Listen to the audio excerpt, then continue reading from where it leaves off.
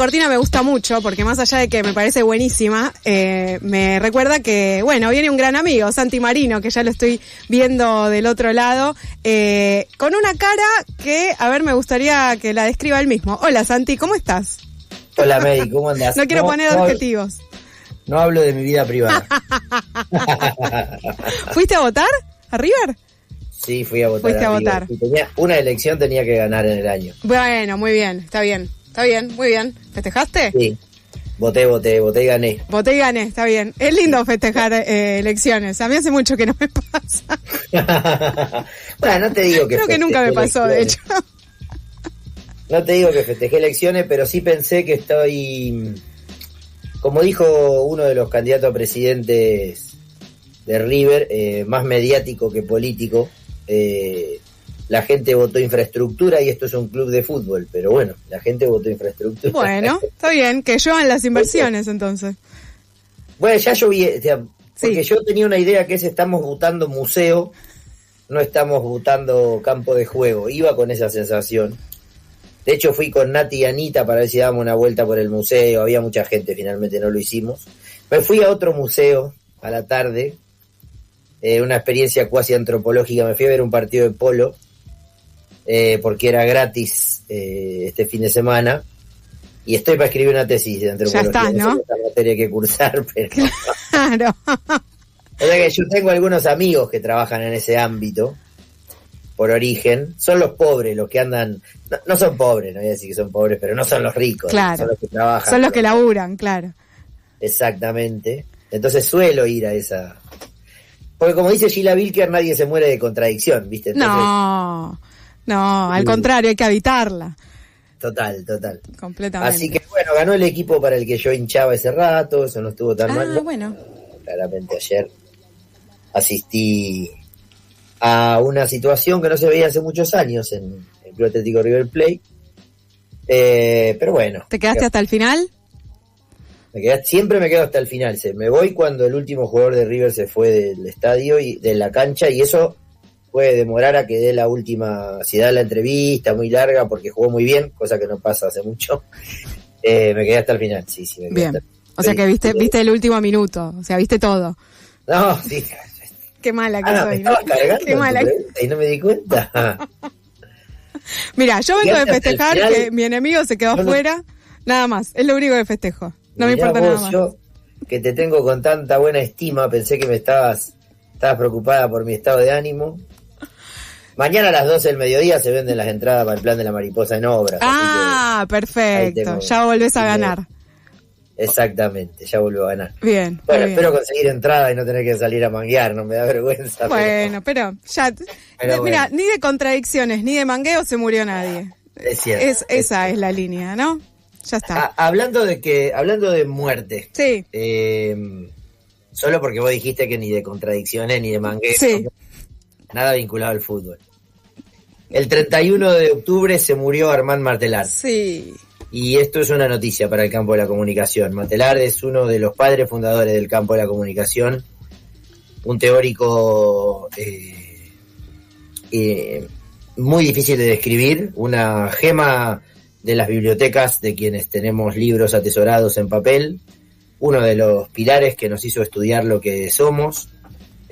Además un trabajador de campo, ¿no? Claramente, que cruzó el océano y que trabajó muchos años en América Latina, también en especial, iba a decir, trabajó muchos años en América Latina, también en Chile, pero no. Especialmente en Chile, es un chiste para nuestros hermanos trasandinos. Todos recordarán automáticamente, los que El clásico. hicieron una mueca cuando dije esto, su viejo bello texto con Ariel Dorfman para leer El Pato Donald, pero yo imagino que no lo conocí personalmente, me tocó conocer por suerte a algunos otros padres fundadores del campo de la comunicación, como Toto Schmuckler, un viejo socio de Matelar. Vino acá a la tribu hace varios años. Claro. Con Ferrer. Pero me imagino a Matelar como alguno de esos músicos al que le piden que toque, no sé, suponete, no los estoy comparando por nivel, solo porque es el ejemplo que se me viene más fácil. Los caballeros la queman en algún momento renegando de Avanti Morocha. Claro. Tócate para leer al Pato Donald, Tócate Matelar. para leer el Pato Donald. Claro. Vos sabés que hay una vieja anécdota que nosotros, los del equipo de Industrias Culturales de Quilmes, que integramos, recordamos con mucho cariño, que es que hace unos años hicimos un encuentro, un congreso de comunicación que terminaba con un conversatorio entre Mariano Zarosky y el Toto Schmuckler. Mariano Zarosky es un doctor en comunicación que hizo su trabajo sobre Schmuckler y le hacía preguntas sobre la obra, y le hizo una pregunta sobre un texto que Schmuckler no se acordaba y decía: lo que pasa, Marianito, que vos sabés más que yo de mi obra. Divino Toto Schmuckler en esa línea. Imagino que Matelar tendría también algún Mariano Zarosky que haya analizado su obra. Para quienes no nos escuchan desde dentro del campo de la comunicación y esto les suena ajeno, hay un texto muy tradicional que es para leer el Pato Donald, que plantea esta idea de pensar en desmontar al emisor, en quién es el que dice cuando se dice algo. Es uno de los padres de la economía política, pero que no se agotó ahí, también con estudios sobre el periodismo y la trayectoria de los medios. Así que claramente es uno de los marcos teóricos centrales de Fuerte al Medio, de todos los que estudiamos comunicación en alguna de las universidades nacionales que tienen esta carrera, y sin dudas de la vieja y querida FSOC en la UBA. Así que un abrazo a todos los que lo conocieron, que seguramente hay varios entre quienes nos escuchan. Nombrás a FSOC y del otro lado del vidrio hay gente que festeja, tipo levanta sus manos, tipo hinchada. ¿Viste? Yo conozco a mi gente, A mi gente. Bueno, digamos que para los jóvenes que nos escuchan, esta radio también nació en alguna discusión política en FSOC, y con grandes lectores de Armand Matelar. Incluso si hurgamos un poquito, estoy seguro que alguno de los 4 padres fundadores alguna vez debe tener una foto en su escritorio. Mi querido Guillermo Mastrini tenía una hermosa foto en su escritorio. Ah, muy bueno, pero tipo estampita ya. Sí, totalmente. Claro. Está muy bien. Así que, bueno, vaya nuestro sentido homenaje y nuestro recuerdo para el marco teórico que se ha ido. Queda su obra, y todos los que nos hemos formado leyendo sus textos. Exacto. Así que en la memoria de Armand Matelar vamos a hacer el Fuerte al Medio de hoy, 3 de noviembre de 2025, y vamos a ir con un tema que tuvimos que demorar algunos días porque nos comió la coyuntura política y el análisis de lo que los medios hicieron con los resultados de las elecciones, con la cobertura, y lo que trabajamos la semana pasada en torno a sobre todo lo que habían hecho los canales de streaming políticos con la cobertura. Y lo que vamos a hacer hoy es una especie de resumen de Fuerte al Medio del último año y medio, más o menos. Claro, yo pensaba en eso. Bueno, una columna que empieza homenajeando a Armand Matelar, que podría haber sustentado la idea del Eternauta, lo viejo funciona Juan, digamos. Si querés entender qué es la comunicación, léete algún texto de Matelar. Quizá el del Pato Donald quedó algo esquemático hoy. Sí, pero para mí hay que entrar por ahí y después ampliás, pero para leer al Pato Donald hay que leerlo. Totalmente. Bueno, nada nuevo dirá entonces esta columna, porque la noticia no es noticia. En tanto, lo que vamos a hacer es analizar el informe que la Relatoría Especial para la Libertad de Expresión de la Organización de Naciones Unidas elaboró como hace entre 14 y 16 años, no tengo el dato exacto, creo que aproximadamente este es el informe 14, y lo que hace ahí es sistematizar el conjunto de medidas de políticas de comunicación, pero también en parte una especie de análisis de la materialización de la relación del gobierno con los medios y con los periodistas, que en Argentina implica un grave retroceso en materia de derechos humanos y de derecho a la información, por todo lo que nosotros hemos dicho durante los últimos meses, más de, podríamos decir, algo así como 24, 25 meses desde que asumió, estoy sacando mal las cuentas, son 12 más. 24 meses, no, claro, todavía no, todavía no van a ser 2 años, claro. Exactamente. Y que en parte... Para ti una pregunta, Santi, ahí de esto que decís del informe. ¿La relatoría analiza todos los países? La relatoría analiza muchísimos países. No tengo en claro si todos los países. El informe, o los que tienen denuncias, ponele. El informe tiene 392 páginas y más o menos el de Argentina lleva unas 4 o 5, con lo cual es posible que estén todos los países que integren el sistema de la Comisión Interamericana. Claro. Exactamente. Entonces, no son todos los países del mundo, sí son todos los países que integran la Comisión Iberoamericana, y se hace con las fuentes de los propios países, a partir de denuncias que distintos organismos e instituciones hacen frente a la relatoría. Lo que iba a decir antes de pasar al informe es que efectivamente no hay nada nuevo de lo que digamos hoy, casi todo ha sido columna, casi todo lo que analizaremos en parte en este informe, que viene a aportar evidencia empírica a aquella tesis de Agustín a la que nosotros volvemos casi siempre, ¿no? Que esa tesis anticipatoria de el gobierno tiene como adversario o como otro a los periodistas y no necesariamente a los medios, porque efectivamente la lista es muy larga y el informe se pone muy extenso cuando empieza a notificar denuncias de personas que en situación de periodismo, digamos, que sufrieron agresiones de distinto índole, más allá de las organizaciones que han llevado adelante denuncias. Y la última cuestión, que es como la propuesta de cierre de la columna, es que es muy difícil intentar responder la pregunta de cómo se sale de esto. Por 2 razones. Porque por un lado, inclusive para nosotros que estamos involucrados en estas cuestiones, el informe de la relatoría pesa 2 kilos mojado. O sea, realmente no es muy denso, no genera un impacto ni hacia adentro de los países, ni en términos de las organizaciones. ¿Pero siempre fue así o en este gobierno es así? No, yo creo que en general los cambios en el concierto internacional de naciones y en las dinámicas políticas de los países le ha quitado peso a este tipo de entidades supranacionales. Eso es algo que excede a la comunicación. Sí, sobre todo si hay un gobierno que directamente desconoce a la ONU, ¿no? O quisiera que no exista más, ¿no? O pone por lo menos en duda cada uno de esos organismos.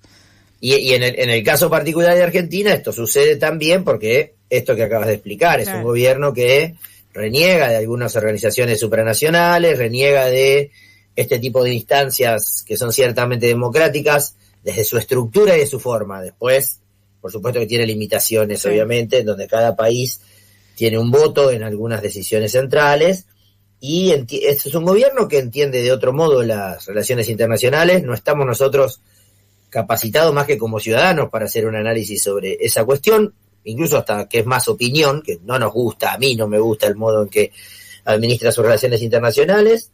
Es un tema central en Argentina hoy, la gestión de las relaciones internacionales a partir del acuerdo con el gobierno de Trump, y de ver qué pasa con China, digamos, ¿no? Porque es un elemento importante, incluso hasta como argumento de los últimos cambios de gabinete durante el fin de semana, aunque sea como argumento, no digo que sea efectivamente certero, pero entonces también por esa decisión del Estado del gobierno de no reconocer estas entidades, estos organismos, tampoco pasa demasiado. Pero recordemos que no siempre fue así, para terminar de responder tu pregunta, porque, por ejemplo, durante el gobierno de Mauricio Macri, bastante temprano, en relación a lo que suelen ser los plazos de las administraciones de las relaciones internacionales, bastante temprano, ni bien asumió el gobierno de Macri, organizaciones como el CELS, la propia carrera de comunicación a la que hacíamos referencia, y distintas personalidades que pugnan y militan por el derecho a la comunicación, habían conseguido una audiencia especial en el marco de la Relatoría de Libertad de Expresión para discutir el retroceso que en materia de regulación de comunicación estaba sufriendo la Argentina a partir de los cambios vía decreto que la gestión Macri hacía sobre la estructura regulatoria heredada de la gestión de Cristina Fernández, básicamente los cambios respecto a la Ley de Servicios de Comunicación Audiovisual. En esa instancia fue donde el gobierno de Mauricio Macri se comprometió ante la RELE a sancionar una ley que regulara el sistema de comunicación, incumplió esa propuesta y no pasó nada demasiado importante hacia dentro de los países. Pero bueno, por ejemplo, sí en algún momento procesos y litigios llevados adelante en este marco, como la denuncia del periodista Kimmel por su situación y el vínculo con las fuentes periodísticas, derivó en algún momento específico en el cambio de el marco regulatorio en el país, ¿no? A partir de recomendaciones de la propia Relatoría de Libertad de Expresión. La Relatoría de Libertad de Expresión fue creada en octubre de 1997, es decir, no tiene tanto tiempo dentro de la organización, en el periodo 97 de sesiones de la Comisión Interamericana de Derechos Humanos. Claro, responde a la comisión. Exactamente, claro. Es un organismo dependiente de la Comisión Interamericana de Derechos Humanos. Fue establecida como una oficina permanente e independiente que actúa dentro del marco y con apoyo de la CIDH, la Comisión Interamericana de Derechos Humanos. Busca estimular la defensa en el hemisferio del derecho a la libertad de pensamiento y expresión, considerando su papel fundamental en la consolidación y el desarrollo del sistema democrático, así como en la protección, garantía y promoción de derechos humanos. En el periodo 98 de sesiones, celebrado en 1998, la Comisión Interamericana definió de manera general las características y funciones de la relatoría y decidió crear un fondo voluntario para su asistencia económica. Eso es una demostración de que este tipo de organizaciones son hijos de sus contextos. Claro. No hay obligación de los países para financiarla, no hay obligación de los países de cumplir con lo que define. Pero entre sus tareas elabora un informe que registra la estructura regulatoria y la relación de los gobiernos con los medios y con los periodistas a lo largo de todo el territorio nacional.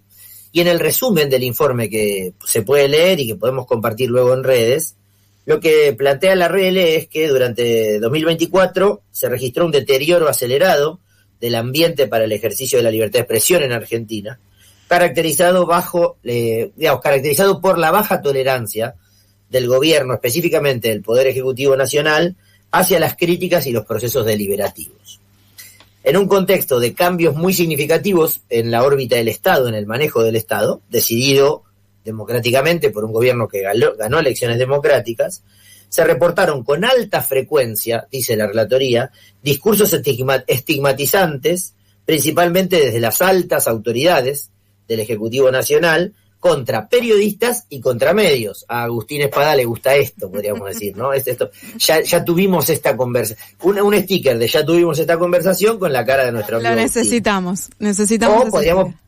O como tocan los Cadillacs pronto, podríamos poner Yo te avisé. Hermosísima canción de los Cadillacs. Pero hay un elemento más, y nosotros también hablamos de esto, especialmente la relatoría dice, esto fue contra mujeres periodistas. Que es lo que decía Amnistía. Exacto, recordad que hicimos una entrevista el año pasado con la responsable de Amnistía Internacional, que había dado cuenta de cuánto esto se vuelve carne, muy significativamente, contra las mujeres periodistas.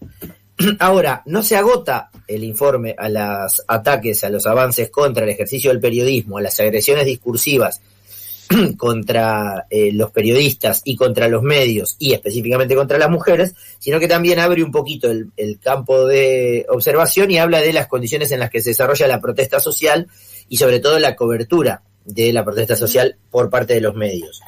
Ahí la relatoría dice... pero es interesante también pensar a las marchas, digamos, o a las cuestiones públicas, ¿no? Digamos, no me sale la palabra, marcha no sería, como la movilización. Ahí está. Las demandas, las movilizaciones sociales. Como derecho a la libertad, como derecho a la comunicación y derecho también a la libertad de expresión, no solamente aquello que sucede en los medios. Exactamente, porque pensar a la comunicación solo como lo que sucede en los medios y en plataformas y redes, si querés, implica una reducción de la comunicación a los medios de comunicación y de la libertad de expresión a los medios de comunicación, y efectivamente la libertad de expresión en su sentido amplio incluye también las formas en las que se puede dar la participación política y la protesta social. Específicamente respecto de este punto, la relatoría dice que en el marco del ejercicio del derecho a la protesta social, reconociéndola como un derecho, por parte de distintos sectores políticos y sociales opositores al gobierno y de la ciudadanía en general, se observaron declaraciones oficiales que buscaban desincentivar la libertad de expresión y exactar la represión policial. Dos detalles para pensar de qué estamos hablando. Frente a días de marchas muy significativas, donde se esperaba una movilización muy grande y se anunciaba una represión significativa, estamos hablando de la propalación por parte del gobierno en los sistemas de audio de los transportes públicos en las estaciones de trenes del área metropolitana de Buenos Aires, aquellas advertencias de que este paro era político, que esta marcha implicaba un ataque, una afrenta al gobierno, y que si te obligaban a marchar, denunciaras en tal o cual número. Eso es tan significativo en términos de lacerar la libertad de expresión, de afectarla, como, y no estoy hablando de que sean lo mismo efectivamente, los ataques vía la represión policial sobre los cuerpos de las personas y de los periodistas en particular, con un caso emblemático que tiene la Argentina, que es la situación del fotógrafo Pablo Grillo, que sufrió una lesión muy significativa en su cabeza en ocasión de estar cubriendo una marcha, cuya denuncia judicial, proceso, demanda e identificación de quién fue el sujeto de las fuerzas policiales que se logró identificar, disparó contra Pablo Grillo, fue posible de ser reconstituido a partir de el trabajo del periodismo independiente, y en particular hasta de compañeros de nuestra casa, de FM La Tribu, en colaboración con el Mapa de la Policía, si mal no recuerdo ese es el nombre de quienes llevan adelante este tipo de cuestiones. Quiero decir, para la relatoría es tan potente la lesión sobre el derecho a la información y a la libertad de expresión, y la libertad de expresión, de aquellos anuncios que parecen una soncera. Me estoy por tomar el tren Roca y en una estación me dicen que, como modo gran hermano, si voy a la marcha estaría afectando el funcionamiento del gobierno, como la lesión o las detenciones que se llevaron adelante en situaciones reñidas con la legalidad durante alguna de las marchas que se hicieron en contra de los cambios de este gobierno. ¿Te puedo hacer una pregunta? Porque hoy, justo en redes sociales, el gobierno de la Nación volvió con un posteo sobre la denuncia a que si te adoctrinan en la escuela lo puedas denunciar, ¿no? Entonces yo ahí pensaba, ¿la libertad de cátedra tiene que ver también o se puede relacionar de manera directa con la libertad de expresión? Absolutamente sí, absolutamente sí. Posiblemente eso esté más discutido en otra área de la Comisión Interamericana, o incluso en otro organismo de Naciones Unidas, como UNESCO, que se dedica específicamente a la educación, pero sin dudas que la libertad de cátedra es parte central de la libertad de expresión y también puede ser problematizada. Para que sea tema de la relatoría tiene que haber un sujeto, un individuo o una organización social que presente una denuncia para ser retomada y evaluada e incluida en el informe, por ejemplo. Pero bueno, sabemos que son momentos de discusiones que el gobierno ha planteado en la lógica de batalla cultural. Algunas tienen que ver con la propagación de amenazas en los discursos públicos, con el ataque a periodistas mediante los discursos de autoridades, que nunca lograron, nunca dieron cuenta de la centralidad que tiene que la persona de mayor rango político del país ataque por redes sociales a alguien que lo critica por redes sociales, porque no están en el mismo escalafón político. El ataque sostenido de las fuerzas de seguridad a las protestas sociales vía la represión, que incluso está planificada y coordinada en el organigrama. Todos los miércoles a la tarde fajan a los jubilados y jubiladas que protestan en el Congreso.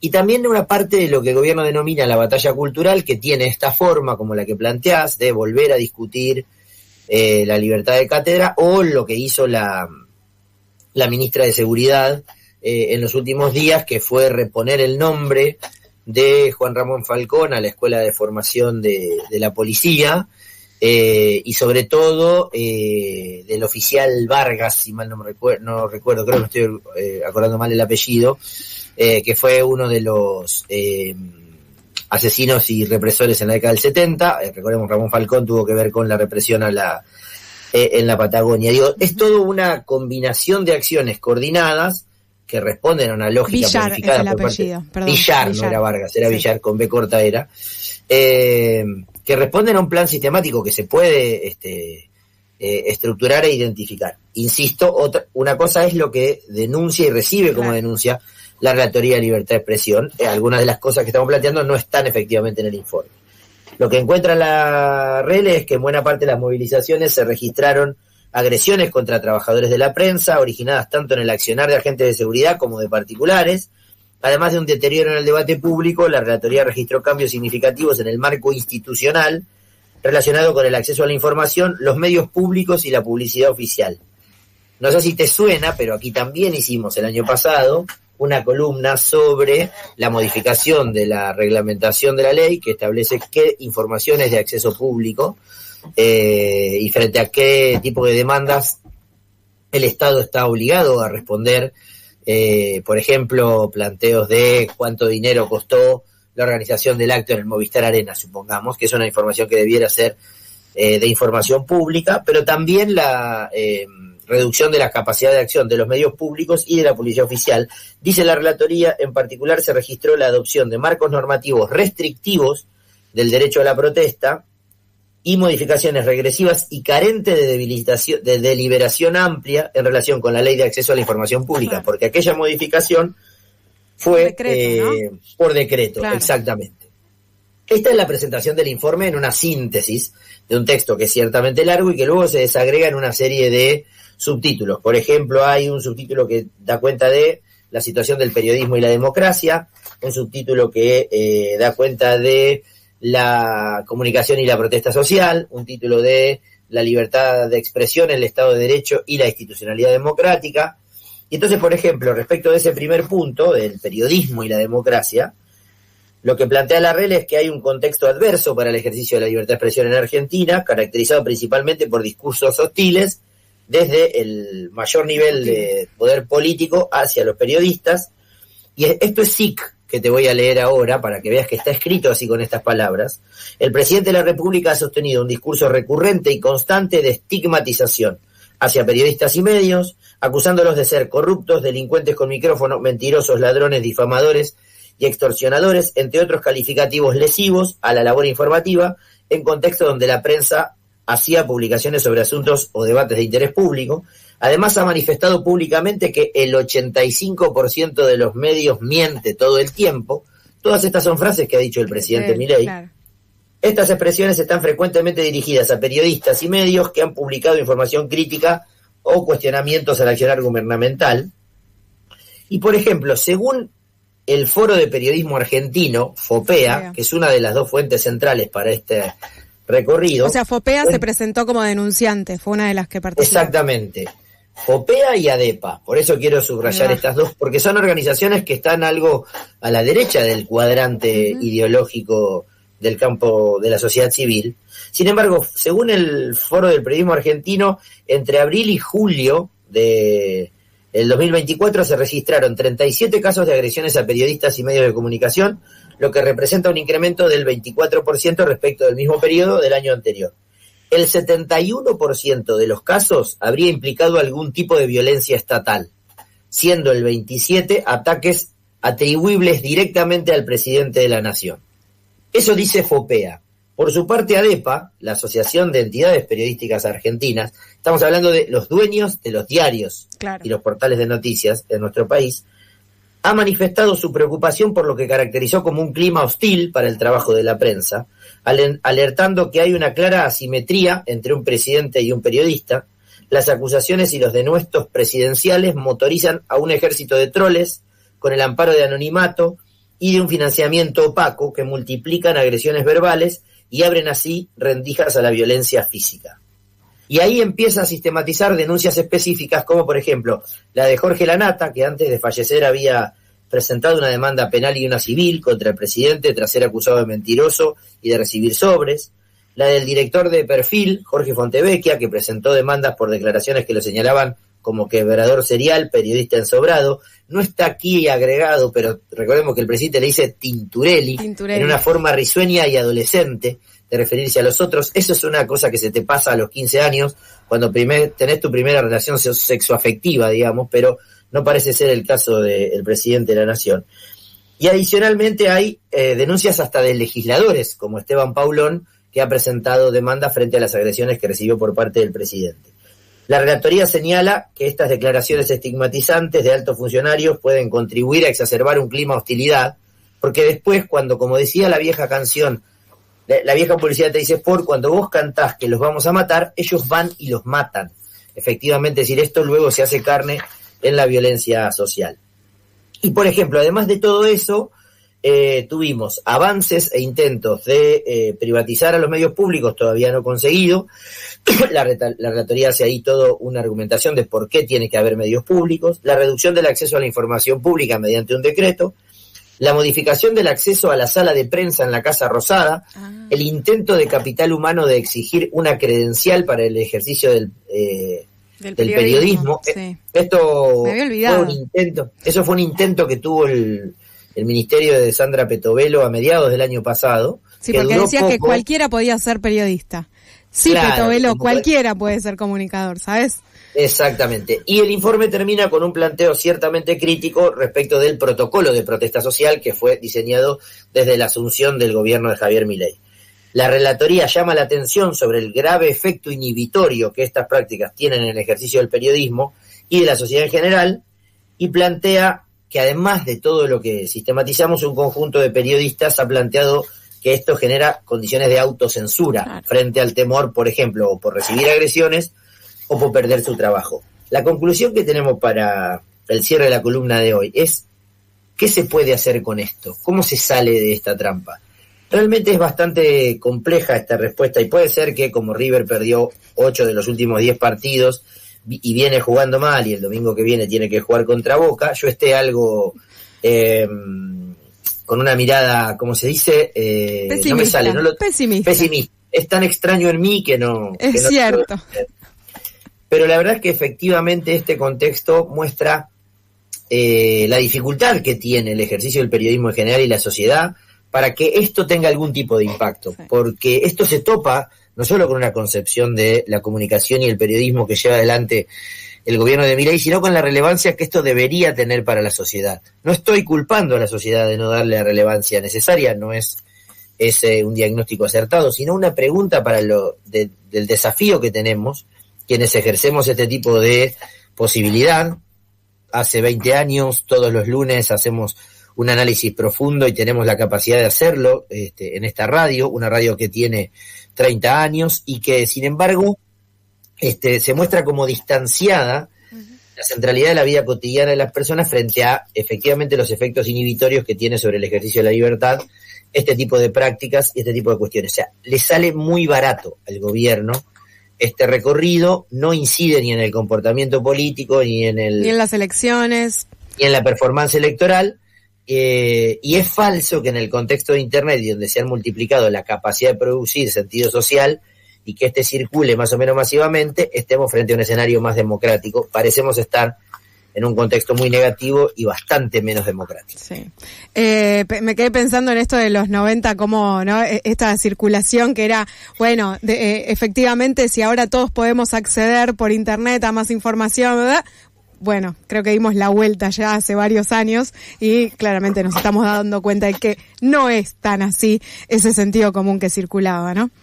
Sí, nosotros lo hemos explicado ciertamente en términos estructurales, la concentración que se espiraliza con el desarrollo de la expansión de las plataformas de Internet, y aquí tenemos la institucionalización de una denuncia que sistemáticamente hacemos en Fuerte al Medio, que es cuánto empeoran las condiciones democráticas de libertad de expresión en un país gobernado por una gestión que tiene esta concepción del periodismo y también esta concepción de la protesta social. Sí, y ahí sumo esto que siempre decís, Santi, vinculado a la precarización laboral de trabajadores de la comunicación, ¿no? Porque eso también, obvio que si estás en una situación de peligro y te conviene autocensurarte para no perder el laburo, ¿no? Si tu situación económica, material, bueno, está ahí al borde. Claro, y esto lo hemos también hablado de las fuentes que genera el informe anual que desarrolla el CIPREVA en torno a cuáles son las condiciones en las que se lleva adelante el periodismo. Hasta el otro día, cuando dábamos cuenta de por qué circulan por los 7, 8, 10, 15 canales de streaming que hay, los mismos periodistas que están pluriempleados, en muchos casos en algunos de los medios, que también reciben este hostigamiento por parte del gobierno. Exacto. Santi, gracias por este resumen de un informe gigante que vamos a compartir en redes, quizás alguna la quiera leer completo. Si no, este es un gran resumen, ¿no? Si tenés que dar una clase o un parcial sobre esto, ya lo tenés solucionado, digamos. Un resumen hecho por alguien carente de inteligencia, y quizá tampoco sea artificial, pero bueno, es diferente a lo que te puede hacer el ChatGPT. No, lo de inteligencia no, Santi, lo artificial sí, pero lo de inteligencia no. Mira, me pongo medio inteligencia humana, como dice, ¿quién dice Grabois? ¿Es que dice? No, bueno, uno. Alguien lo se me dice. escapó, voy a estar atento. Mirá, esta semana me voy al Congreso ANACOM y hay una charla sobre inteligencia artificial. Si alguien dice inteligencia humana, el lunes te cuento. Dale, espectacular, buenísimo. Santi, muchas gracias por esta columna. Bueno, May, un abrazo grande, que tengan buena semana. Que cambie un poco la perspectiva, a salir de ese pesimismo, viejo, de alguna manera, no sé cómo. Ojalá, es una bella palabra que solemos usar en nuestra casa. Ojalá, muy bien. Pasó Santi Marino al aire de FM La Tribu, como siempre en este clásico ya de Fuerte al Medio.